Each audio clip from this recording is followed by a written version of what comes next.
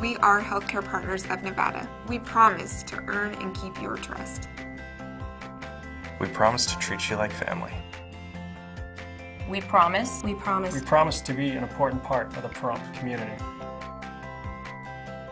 We are Healthcare Partners of Nevada. We're Healthcare Partners of Nevada. We are Healthcare Partners of Nevada.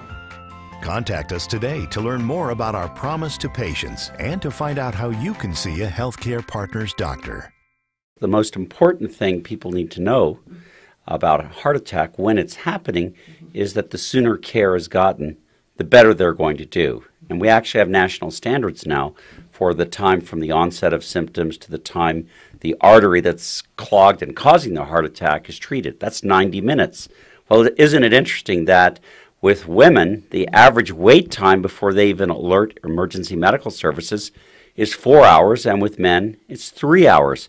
So a huge amount of the time that could have been spent getting the care is wasted in terms of the person becoming aware enough that they're actually having a heart attack. Part of the problem is that the symptoms are not obvious much of the time.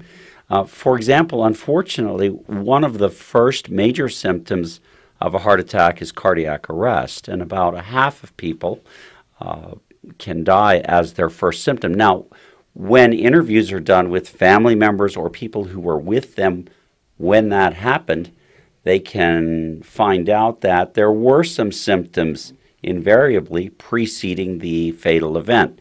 But putting those aside, the ones that actually survived to get to the emergency room and get care, yes, the symptoms are not what people often think them to be. This crushing discomfort in the chest that rings the alarm bell for the person, that's not even one of the top 5 symptoms in women. The number one symptom in women prior to having an actual heart attack is just a general sense of dis-ease or fatigue or unwellness. Unfortunately, that's a broad spectrum of not feeling well. So every person who's tired and just not feeling their usual self isn't leading up to a heart attack.